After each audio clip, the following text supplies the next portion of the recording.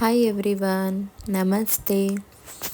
ಇದು ಶನಿವಾರ ಮತ್ತು ಭಾನುವಾರ 2 ದಿನದ ವ್ಲಾಗ್ನ ಅಪ್ಲೋಡ್ ಮಾಡ್ತಾ ಇದ್ದೀನಿ. ಒಂದರಲ್ಲೇ ಶನಿವಾರ ದೇವ್ರ ಸಾಮಾನೆಲ್ಲ ತೊಳೆದುಬಿಟ್ಟು ದೇವಸ್ಥಾನಕ್ಕೆ ಹೋಗಬೇಕಿತ್ತು, ಗಾಡಿ ಪೂಜೆ ಮಾಡಿಸ್ಬೇಕಿತ್ತಲ್ಲ. ಅದಕ್ಕೆ ದೇವ್ರ ಸಾಮಾನೆಲ್ಲ ತೊಳೆದುಬಿಟ್ಟು ಎಲ್ಲ ಪೂಜೆಗೆ ರೆಡಿ ಮಾಡೋಣ ಅಂತ ಹೇಳ್ಬಿಟ್ಟು ಮಾಡ್ತಾಯಿದ್ದೆ. ಪಾಪುನು ಮಲಗಿದ್ಲು. ಅಷ್ಟೊತ್ತಿಗೆ ನಾನು ಫೋಟೋ ಎಲ್ಲ ಒರೆಸ್ಕೊಂಡು ದೇವ್ರ ಸಾಮಾನೆಲ್ಲ ತೊಳೆದು ಜೋಡ್ಸೋಕ್ಕೆ ಬರೋ ಅಷ್ಟೊತ್ತಿಗೆ ಅವಳು ಎದ್ದುಬಿಟ್ಲು. ನೋಡಿ, ಎದ್ದುಬಿಟ್ಟು ಏನು ಮಾಡಿಸ್ಕೊಡಲ್ಲ, ಅದು ಇದು ಎಲ್ಲ ಎಳಿತಾ ಇರ್ತಾಳೆ ಎತ್ಕೊಂಡು. ನಮ್ಮ ಹಸ್ಬೆಂಡ್ ಹತ್ರ ಕೊಟ್ಬಿಟ್ಟು ನಾನು ಬೇಗ ಬೇಗ ಎಲ್ಲ ರೆಡಿ ಮಾಡಿಕೊಂಡೆ. ದೇವಸ್ಥಾನಕ್ಕೆ ಬೇರೆ ಹೋಗಬೇಕಿತ್ತಲ್ಲ, ಎಲ್ಲ ಪೂಜೆ ಸಾಮಾನು ಮಡ್ಲಕ್ಕಿ ಎಲ್ಲ ರೆಡಿ ಮಾಡಿಕೊಂಡು ಹಾಗೆ ಗಾಡಿ ಪೂಜೆಗೆ ಅಂತ ಪೂಜೆ ಸಾಮಾನೆಲ್ಲ ರೆಡಿ ಮಾಡ್ಕೊಂಡಿದ್ದೀನಿ. ನಾವು ಯಲ್ಲಮ್ಮ ದೇವಸ್ಥಾನ, ಬಸವನಗುಡಿಯಲ್ಲಿ ಯಲ್ಲಮ್ಮ ದೇವಸ್ಥಾನ ಇದೆ, ಅಲ್ಲಿ ಪೂಜೆ ಮಾಡಿಸೋಣ ಅಂತ ಹೇಳ್ಬಿಟ್ಟು ನಮ್ಮ ಮನೆ ದೇವ್ರು ಬಂದುಬಿಟ್ಟು ಯಲ್ಲಮ್ಮನೇ, ಸೊ ಅಲ್ಲೇ ಮಾಡಿಸೋಣ ಅಂತ ಹೇಳಿಬಿಟ್ಟು ಅಲ್ಲೇ ಪೂಜೆ ಮಾಡಿಸ್ತಾ ಇದ್ದೀವಿ. ನನ್ನ ಮಗನಿಗೂ ಅವನಿಗೂ ಹೊಸ ಗಾಡಿ ಪೂಜೆ ಮಾಡಿಸ್ತಿರೋದು, ಗಾಡಿ ಹಿಂದೆನೇ ತಿರುಗ್ತಿದ್ದಾನೆ. ಪೂಜಾರಿ ಪೂಜೆ ಮಾಡ್ತಿದ್ರು, ಅವರೆಲ್ಲ ರೆಡಿ ಮಾಡ್ತಿದ್ರು, ಇವನು ಗಾಡಿ ಹತ್ರನೇ ಇದ್ದ. ಸರಿ ಅಂತ ಹೇಳ್ಬಿಟ್ಟು ನಾವು ಎಲ್ಲ ಪೂಜೆ ಎಲ್ಲ ಮುಗೀತು. ಈ ದೇವಸ್ಥಾನವೂ ತುಂಬ ಚೆನ್ನಾಗಿದೆ. ಪಾರ್ಕ್ ಮಧ್ಯದಲ್ಲಿರೋದು ದೇವಸ್ಥಾನ ಇದು. ಆ ಕಡೆನೂ ಗಿಡ, ಈ ಕಡೆನೂ ಗಿಡ, ಮಧ್ಯದಲ್ಲಿ ದೇವಸ್ಥಾನ. ಒಂಥರ ಸೈಲೆಂಟಾಗಿ ಚೆನ್ನಾಗಿರುತ್ತೆ. ಪಕ್ಷಿಗಳ ಸೌಂಡ್ಗಳು ಕೇಳಿಸ್ತಾ ಇರುತ್ತೆ ಮರದಲ್ಲೆಲ್ಲ. ತುಂಬ ಚೆನ್ನಾಗಿರುತ್ತೆ ದೇವಸ್ಥಾನದಲ್ಲಿ ಕೂತ್ಕೊಳ್ಳೋಕ್ಕೆ. ಸ್ವಲ್ಪ ಹೊತ್ತು ನಾವು ಸ್ವಲ್ಪ ಹೊತ್ತು ಕೂತ್ಕೊಂಡು, ಹಾಗೆ ನಮ್ಮ ಪಾಪು ಇದ್ದಾಳಲ್ಲ, ಅವಳು ಅಲ್ಲಿ ಹೂವು ಬಿದ್ದಿದೆ ನೋಡಿ, ಅದಕ್ಕೆ ಸ್ವಾಮಿ ಮಾಡ್ಕೊತೀನಿ ಅಂದ್ಬಿಟ್ಟು ಕೈ ಮುಕ್ಕೊತಾ ಇದ್ಲು. ಅವಳು ಆಟ ಆಡ್ಕೊಂಡಲ್ಲಿ. ಅವಳಿಗೆ ಈ ದೇವಸ್ಥಾನದಲ್ಲಿ ಸ್ವಲ್ಪ ಫ್ರೀ ಆಗಿರುತ್ತಲ್ಲ, ಓಡಾಡ್ಕೊಂಡು ಆಟ ಆಡ್ಕೊಂಡಿದ್ಲು. ನಾವು ಮಡ್ಲಕ್ಕಿ ಎಲ್ಲ ಕೊಡಬೇಕಿತ್ತು, ಮಡ್ಲಕ್ಕಿ ಕೊಟ್ಕೊಂಡು ಹಾಗೆ ಪೂಜೆ ಎಲ್ಲ ಮಾಡಿಸ್ಕೊಂಡು ನಾವು ಬಂದ್ವಿ. 6:30 ಆಗಿತ್ತು ನಾವು ಆಲ್ರೆಡಿ ಮನೆಗೆ ಬರೋ ಅಷ್ಟೊತ್ತಿಗೆ. ಆಮೇಲೆ ವ್ಲಾಗ್ನ ಕಂಟಿನ್ಯೂನೇ ಮಾಡೋಕ್ಕಾಗಿಲ್ಲ. ಮತ್ತು ಸಂಡೇ ಮಾರ್ನಿಂಗಿಂದ ವ್ಲಾಗ್ನ ಕಂಟಿನ್ಯೂ ಮಾಡ್ತಾಯಿದ್ದೀನಿ. ನಾನು ನಾಷ್ಟಕ್ಕೆ ಅಂತ ಹೇಳ್ಬಿಟ್ಟು ರಾಗಿ ರೊಟ್ಟಿ ಮಾಡೋಣ ಅಂತ ಅಂದ್ಬಿಟ್ಟು ಮಾಡ್ತಾಯಿದ್ದೆ. ಹಾಗೆ ಆ ರೆಸಿಪಿ ನಿಮ್ಮ ಜೊತೆ ಶೇರ್ ಮಾಡ್ಕೊಳ್ತಾ ಇದ್ದೀನಿ. ನಾನಿಲ್ಲಿ ಒಂದು ಪಾತ್ರೆ ಇಟ್ಕೊಂಡು ಅದಕ್ಕೆ ಒಂದು 5 ಗ್ಲಾಸ್ ಆಗುವಷ್ಟು ನೀರು ಹಾಕ್ಕೊಂಡಿದ್ದೀನಿ. ಹಾಗೆ ಸ್ವಲ್ಪ ಉಪ್ಪು, ಅದಕ್ಕೆ ಎಷ್ಟು ಬೇಕಷ್ಟು ಉಪ್ಪು ಹಾಕ್ಕೊಂಡು ಸ್ವಲ್ಪ ಎಣ್ಣೆ, 1 ಟೇಬಲ್ ಸ್ಪೂನಷ್ಟು ಎಣ್ಣೆ ಹಾಕ್ಕೊಂಡು ನೀರನ್ನ ಚೆನ್ನಾಗಿ ಕುದಿಸ್ಕೊತಾ ಇದ್ದೀನಿ. ಆ ನೀರು ನೋಡಿ ಈ ಥರ ಫುಲ್ಲು ಕುದ್ದಿ ಮೇಲೆ ನಾನು ಒಂದು 5 ಕಪ್ ಆಗೋಷ್ಟು ರಾಗಿ ಹಿಟ್ಟನ್ನ ಅದಕ್ಕೆ ಹಾಕ್ಕೊತಾ ಇದ್ದೀನಿ. ನಾನು 5 ಗ್ಲಾಸ್ ನೀರು ತೊಗೊಂಡಿರೋದ್ರಿಂದ 5 ಕಪ್ ಹಿಟ್ಟನ್ನ ತೊಗೊಂಡಿದ್ದೀನಿ ಅಳತೆಯಾಗಿ. ಇವಾಗ ಹಿಟ್ಟನ್ನೆಲ್ಲ ಹಾಕ್ಕೊಂಡು ಅದಕ್ಕೆ ಫುಲ್ಲು ಮಿಕ್ಸ್ ಮಾಡ್ಕೊತೀನಿ. ನಾನು ಒಂದು ಕಡ್ಡಿ ತೊಗೊಂಡು, ಇಲ್ಲ ಮುದ್ದೆ ಕೋಲಿದ್ರೆ ಮುದ್ದೆ ಕೋಲು ತೊಗೊಳ್ಳಿ. ನಾನಿಲ್ಲಿ ಚಪಾತಿ ಎತ್ತೋದು ಉಡಂದು ತೊಗೊಂಡಿದ್ದೀನಿ. ಅದನ್ನು ತೊಗೊಂಡು ಫುಲ್ಲು ಮಿಕ್ಸ್ ಮಾಡ್ಕೊಂಡು ನಿಧಾನಕ್ಕೆ, ನಾನಿನ್ನು ಸ್ವಲ್ಪ ದೊಡ್ಡದು ಇಕ್ಕೋಬೇಕಿತ್ತು ಪಾತ್ರೆ, ಚಿಕ್ಕದು ಇಕ್ಕೊಂಬಿಟ್ಟಿದ್ದೀನಿ. ಅದು ಸ್ವಲ್ಪ ಮಿಕ್ಸ್ ಮಾಡೋಕ್ಕಾಗ್ತಾ ಇರಲಿಲ್ಲ ನೀಟಾಗಿ. ಸರಿ ಅಂದ್ಬಿಟ್ಟು ಅದರಲ್ಲೇ ನಿಧಾನಕ್ಕೆ ಮಿಕ್ಸ್ ಮಾಡಿಕೊಂಡು, ಆ ನೀರೆಲ್ಲ ಡ್ರೈ ಆಗಬೇಕು, ಆ ಥರ ಮಿಕ್ಸ್ ಮಾಡಬೇಕು. ನೋಡಿ, ಹೀಗೆ ನಿಧಾನಕ್ಕೆ ಮಿಕ್ಸ್ ಮಾಡಿಕೊಂಡು ಆ ನೀರೆಲ್ಲ ಪೂರ್ತಿ ಹಾಗೆ ಹಿಟ್ಟಲ್ಲಿ ಫುಲ್ಲು ಇದಾದರೆ ಚೆನ್ನಾಗಿ ಬರುತ್ತೆ. ಅವಾಗ ನಮಗೆ ಸೇಮ್ ಸಾಫ್ಟ್ ಚಪಾತಿ ಥರನೇ ಇರುತ್ತೆ. ನೋಡಿ, ಬೇಕಿದ್ರೆ ನೀವು ಒಂಚೂರು ಕ್ರ್ಯಾಕ್ ಬಿಡಲ್ಲ, ಏನೂ ಇಲ್ಲ, ಟ್ರೈ ಮಾಡಿ ನೋಡಿ. ಸೇಮ್ ಚಪಾತಿ ಹಿಟ್ಟು ಥರನೇ ಆಗುತ್ತೆ. ನಾದ್ಕೊಂಡ್ರೆ ಈ ಚಪಾತಿ ಲಟ್ಟಿಸ್ದಾಗೆ ಈಸಿಯಾಗಿರುತ್ತೆ. ನೋಡಿ, ಇವಾಗ ನೀರೆಲ್ಲ ಡ್ರೈ ಆಗಿದೆ. ಸ್ಟವ್ನ ಆಫ್ ಮಾಡ್ತೀನಿ ನಾನು. ಸ್ವಲ್ಪ ಹಾಗೆ ಮತ್ತೆ ಮಿಕ್ಸ್ ಮಾಡ್ಕೊಂಡು ಅದನ್ನೆಲ್ಲ ಹಾಗೆ ತಿರುಗಿಸ್ಕೊಂಡು 1-2 ನಿಮಿಷ ಆಫ್ ಮಾಡಿಬಿಟ್ಟು ಅದ್ರ ಮೇಲೆ ಒಂದು ಪ್ಲೇಟ್ನ ಮುಚ್ಚಿಬಿಟ್ಟು ಇಡ್ತೀನಿ.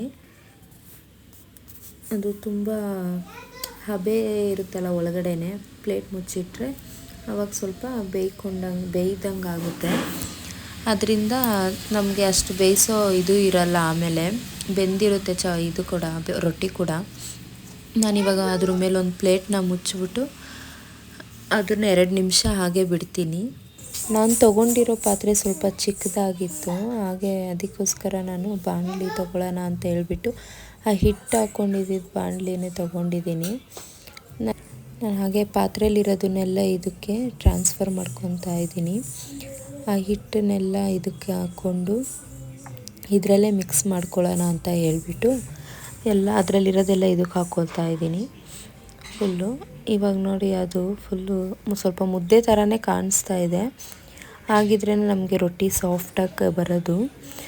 ನಾನು ಹಾಗೆ ಇನ್ನೂ ಒಂದು ಕಪ್ಪು ಹಿಟ್ಟನ್ನ ಎತ್ತಿಕೊಂಡಿದ್ದೆ. ಹಾಗೆ ಅದನ್ನು ಸ್ವಲ್ಪ ಹಾಕ್ಕೊಂಡು ಚಪಾತಿ ಹದಕ್ಕೆ ಬರೋವರೆಗೂ ನೀಟಾಗಿ ಮಿಕ್ಸ್ ಮಾಡ್ಕೋಬೇಕು. ಸ್ವಲ್ಪ ಸ್ವಲ್ಪನೇ ಹಿಟ್ಟು ಹಾಕ್ಕೋಬೇಕು. ಹಿಟ್ಟು ಹಾಕ್ಕೊಂಡು ಚಪಾತಿ ಹದಕ್ಕೆ ಬರೋವರೆಗೂ ಮಿಕ್ಸ್ ಮಾಡ್ಕೋಬೇಕು. ನೋಡಿ ನಾನಿಲ್ಲಿ ಹಾಗೆ ಆ ಸೌಟಲ್ಲೇ ಸ್ವಲ್ಪ ಮಿಕ್ಸ್ ಮಾಡ್ಕೊತಾ ಇದ್ದೀನಿ, ಬಿಸಿ ಇರುತ್ತಲ್ಲ ಅಂತ ಹೇಳ್ಬಿಟ್ಟು. ನಾವು ಸ್ವಲ್ಪ ಹಿಟ್ಟು ಹಾಕಿದ್ಮೇಲೆ ಅದು ಕೈಯಲ್ಲೇ ಮುಟ್ಬೋದು, ಬಿಸಿ ಇರುತ್ತೆ.